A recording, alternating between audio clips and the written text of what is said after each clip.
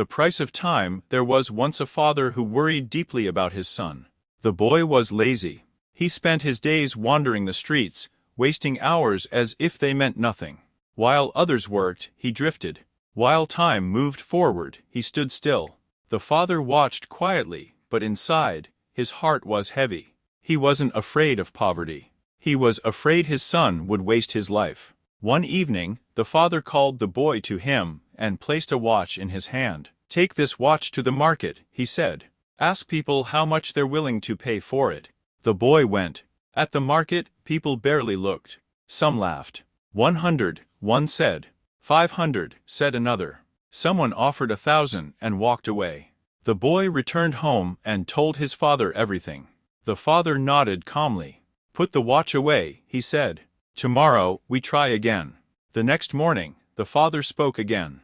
"Now take the watch to the jewelers. Ask them what it's worth." This time, people examined it carefully. They turned it over in their hands. "This isn't ordinary," one said. "It's rare." "I'll give you 50,000, another offered. A third shook his head. "It's worth even more." The boy rushed home, stunned. The father smiled. "Do you see?" he said. "Value depends on where you stand and who is looking." Then his voice grew serious. "But today, you'll learn the most important lesson." The father handed him the watch once more. "Go back to the market," he said, "and ask this question. Who will pay me for the time that has already passed on this watch?" The boy hesitated but obeyed. People stared at him. Some laughed loudly. Some grew angry. "Why would anyone pay for time that's gone?" One shouted. Others chased him away. As evening fell, tired and confused, the boy wandered into a small watch repair shop. Inside sat an old watchmaker with silver hair and calm eyes. The boy asked his question one last time. The old man smiled gently. "My child," he said, "time cannot be bought. You could bring me all the money in the world, and I still couldn't return a single second that has passed." He held the watch carefully. "You think you're holding a watch. But you're not. You're holding your time. You're holding your life." He paused. "Time has a cruel side," he continued. "It moves fast. Too fast. But it also has a gift.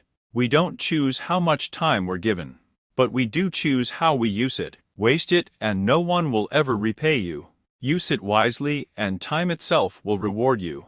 From that day on, the boy changed. He stopped wasting his hours on the streets. He stopped treating time like it was endless.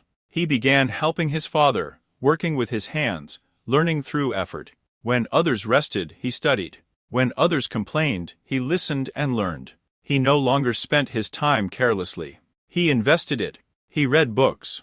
He learned new skills. He searched for knowledge. Slowly, discipline replaced laziness. Purpose replaced distraction. The boy finally understood, time is not something you spend. It's something you use. And once it's gone, it never comes back.